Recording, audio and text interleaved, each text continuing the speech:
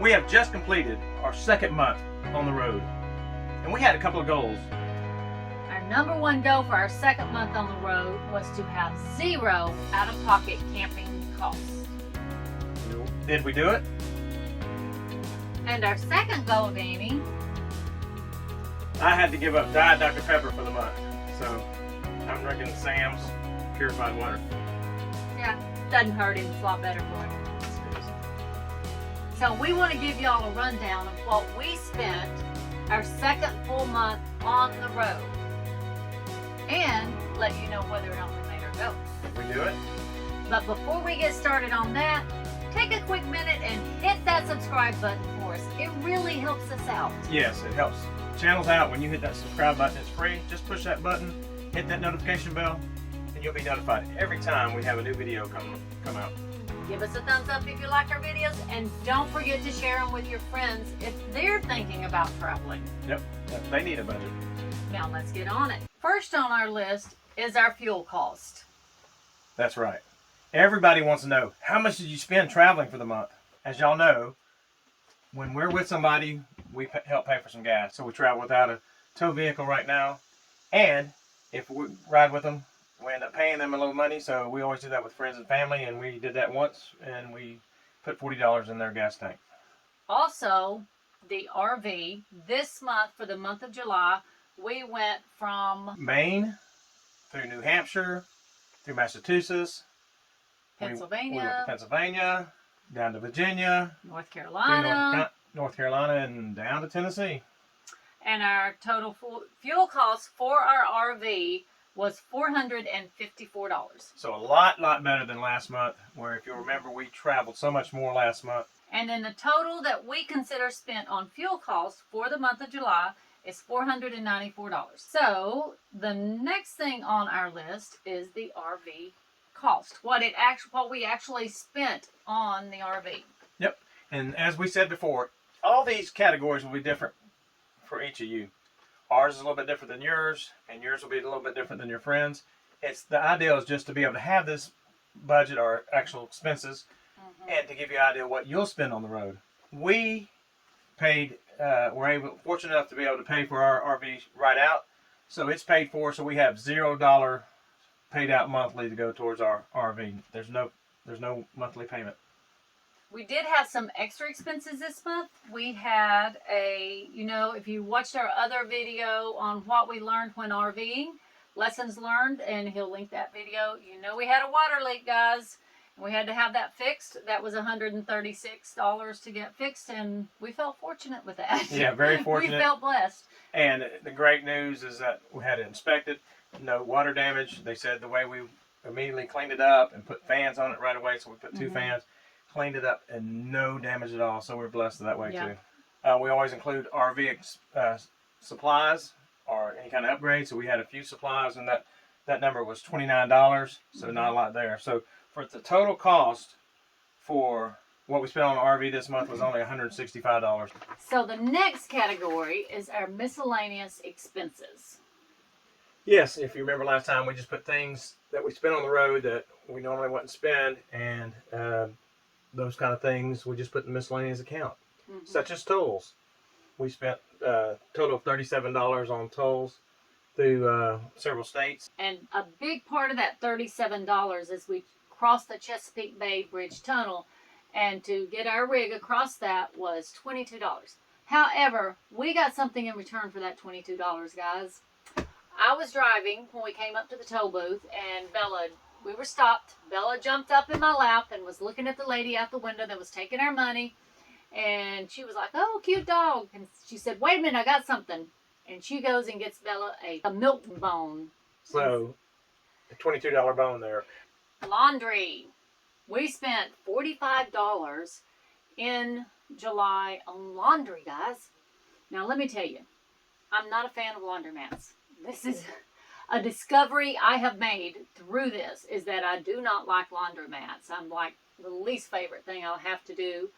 But we can't have a washer and dryer in our rig. It's just a Class C, doesn't have the space.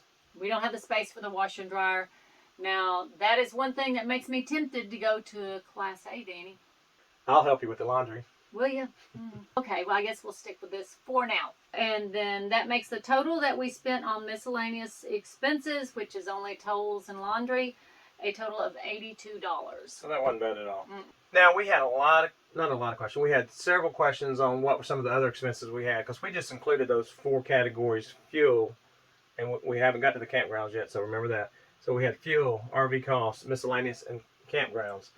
A few people asked, how much did you spend on food? Or how much is your RV insurance? So we want to include those just to help you get an even bigger picture of what you might spend. Then again, just as I said earlier, everybody's different. These are all going to be different, based on your family size, your health, everything. Yeah. There's a lot of different things that go into this. Right. The first expenses that we've had that we didn't list before that we're going to list this time is food and restaurants. Now, we had our grandchildren, 3 grandchildren, and 1 daughter with us for, yes, people, we had 6 people in this RV. It was a lot. We love them, but it was a lot. But because we had them with us for basically 2 weeks out of the month, we spent $1,210 on groceries and restaurants for the month of July. So that is a lot more than we typically Well, spend. typically it's just the 2 of us, and right. So we're not foodies, so use about $500 or so a month. Yeah. So this was a lot more. But all right, we also were asked about RV insurance, and this is different too. We still have a home base, as some of you know. That means we're not living in an RV full time. When you live in an RV full time, make sure you declare that to your insurance company, so you're still got coverage. But it turns out to be a lot more. So with us having a home base and traveling in our RV, our insurance full coverage is $34 a month. So that is, which is not, compared to what some of y'all mentioned how much yours was it's not much at all. But we got full coverage. But since we do have a home base and we are there probably 3 or 4 months out of the year. Yeah, we're mostly in the RV. We call ourselves most timers. Most timers, yeah. Most timers, yeah.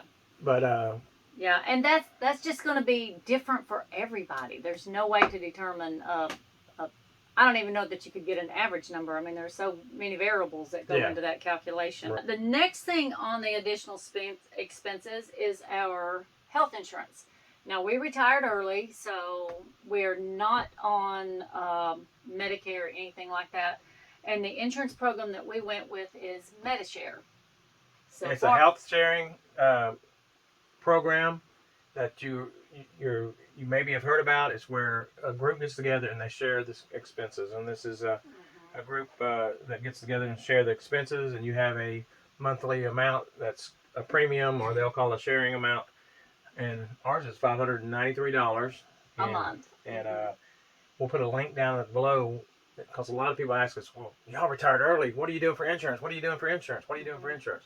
So we may do a video on that later on, but we're not experts. We're not insurance experts. So we'd rather send you to that website, and we'll put a link down below. Yeah, we do have a link for it. We actually have not even used it yet. No, we haven't. We haven't been to the doctor or anything since we got it, since we retired, and we're knock on wood.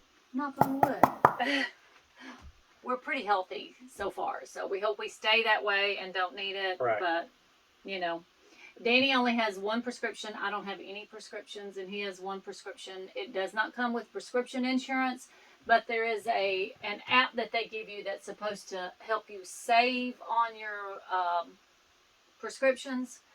But when we get our prescriptions at Sam's, and when we went to get that filled, the guy told him it was cheaper just to pay the cash for it, and it was $12 actually, and that was the 9 days. And so the total of that for health counting the prescription comes up to $605.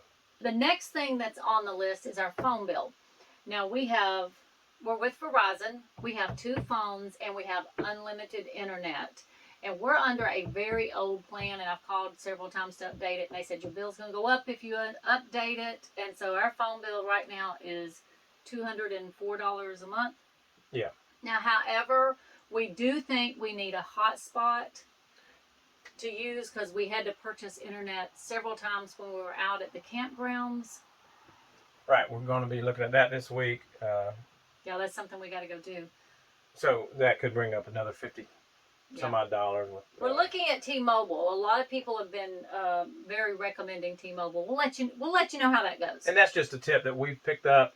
That if you're with Verizon, you maybe want to go with your hotspot with T-Mobile.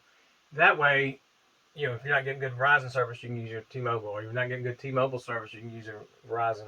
And hopefully that will work out. Now on to our campground cost. Drum roll, please, Danny. No drummer. He's no drummer. We actually had zero out-of-pocket campground costs for the month of July. Can you believe that? Yeah. $0 spent out of pocket for campgrounds.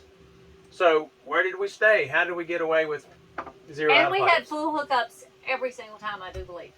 But I think one night. So one night. Okay. Every time but one night. So we stayed 23 nights in Thousand Trails, 3 nights with Boondockers Welcome, and we stayed at the Cracker Barrel one night. Yeah, that's where we didn't have the full hookups. Yeah. Because they don't. And as far as full hookups, we did mooch dock. We did have electricity and water, but we didn't have sewer in the mooch docking. Got to stay. Great thing, part of those mooch docking was a couple nights with her mom, so we got to see family there. We have memberships that really help us save money. And as we told you last month, our memberships total up to, I think we redid the math, and I must have error in it. It's $95 a month for memberships. And people say, well, with Thousand Trails, how are you doing that?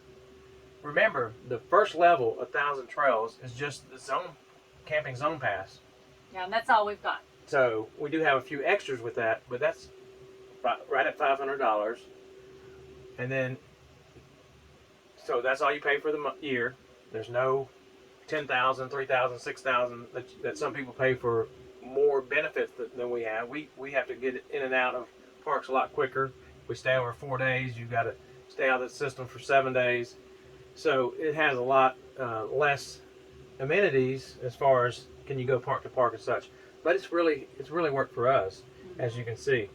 So we did add the Trails Collection, which is another $305, and we added two additional zones because we knew we were going in the Midwest and then to the Northeast, and so that was $65 per zone or $130. So at the time you add Boondockers Welcome and HAVEST Host, that comes out to $95 a month. So that is what we paid for our memberships. We also stayed at Boondockers Welcome. We did do a donation of $20 to someone that we stayed with to help cover their costs for our electric and sewer.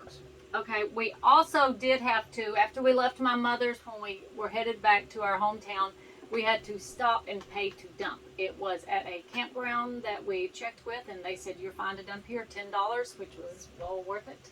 Right. And we stopped and we dumped there. So that gives us a grand total of what we spent, $123 for the month, which is $4.03 a night. So I'm happy with that. Yeah, we're real happy with $4.03. We're real happy with that. I don't think we'll do that well on our next trip. No, the next trip we'll be going, and that's one thing about Thousand Trails. We'll be heading out west, and there's a lot fewer of those once you get. There's almost none. Yeah. Once you start getting above Arizona, we're not going to have any. No. All right. So, as you see, we hit that goal. And I think she let me have one Diet Dr. Pepper from McDonald's when we were out e-biking. So. Oh, he did. I missed that goal. So I'm telling on myself there. So, $1 drink from McDonald's. So. So that $1 drinks from McDonald's is the way to go when you're retired, folks. And that really cut my last month Dr. Pepper cost in half, from $2 to $1. So. And this is going to be a big surprise, but he didn't get a sponsorship. No, come on, Diet Dr. Pepper, hook me up. So just some final thoughts. We did add some extra categories here to give you a bigger picture, just so you can see what someone is spending out on the road. Yeah, these categories, the ones that we added, they're all going to be different for everybody. So they're really not something you can depend on the numbers. But it gives you something to think about. Oh yeah, Yeah. I'm going to be spending as much as I normally do at home for groceries. If you're going out to Yeah. eat more as you travel, especially your first few months, you're in vacation mode, Yeah. and you tend to spend more money on eating out. So with the new categories, our total budget came up to $2,919 is what we spent out on the road. Mm-hmm. And that's including the insurance and the, right? Right. That's including the insurance and the health insurance and all those additional things that everyone has that's different. So that number will be different for you. And if you're just comparing this month to the first original 4 categories, we spent $866 versus $1,500 and something last month. So we cut it down by about $700. Mm-hmm. But we wanted to add these extra categories because we did get to ask a few questions about them. So we hope this is helpful to you in preparing your budget, especially if you're thinking about going on the road and staying for extended periods of time the way we have. Yeah, whether you're Which is a lot of fun, and do it. Yeah, we encourage you to do it. Whether you're most timers still keeping a home base or full timers living in your RV 365 days a year. It is doable. You need to be able to figure out how much you're going to spend each month, and then always have emergency fund, because they will be, as you saw with it didn't cost us a lot, but things are going to happen. It's not a matter of if they're going to happen, it's going to matter when they're going to happen. So bigger expenses, maintenance and such, those will come along, so you got to be ready for those. Yeah, and I will say at this point, I'm very glad we've kept our home base for now. I mean, for now, that's what we're going to do. Who knows what the future holds.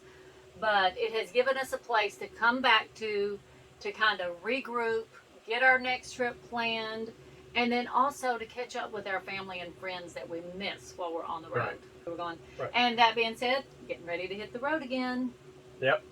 So make sure you hit that subscribe button, that notification bell, so you'll learn about our next adventures. Yeah, because we're fixing to take off, people. And you're not going to miss them. They're very, very exciting times, where we're heading and where we're going. I'm not going to tell you right now. Yep. Until next time, God bless and any safe travels. And go RV, America!